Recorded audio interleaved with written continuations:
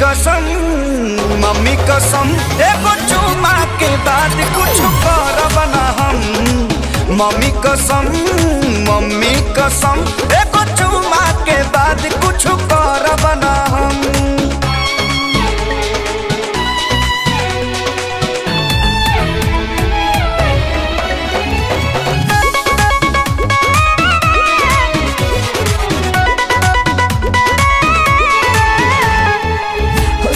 देख हरी हरी तुपारी गैल बाड़ा बेमार।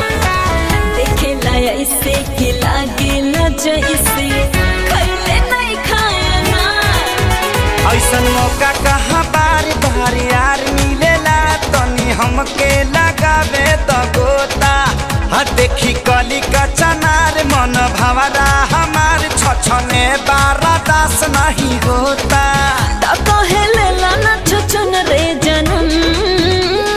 मम्मी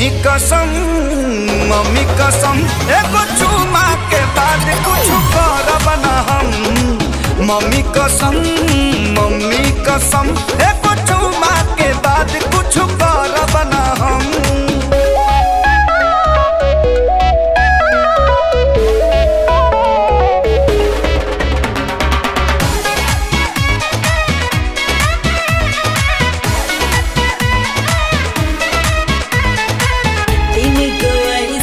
हवे बीमारी लड़ खुद पाई जियत जी कबो ना ओराई वाले पर जाई। कि ढेर लइका में यारी बानी झकले ई नारी जब पिए दए में के पानी। कैसन होला सवाद मिली चिखले के बाद जनी माना करे दिल जानी। घोर के पी गहिला लाज शरम। मम्मी कसम एगो चुमा के बाद कुछ करब ना हम। मम्मी कसम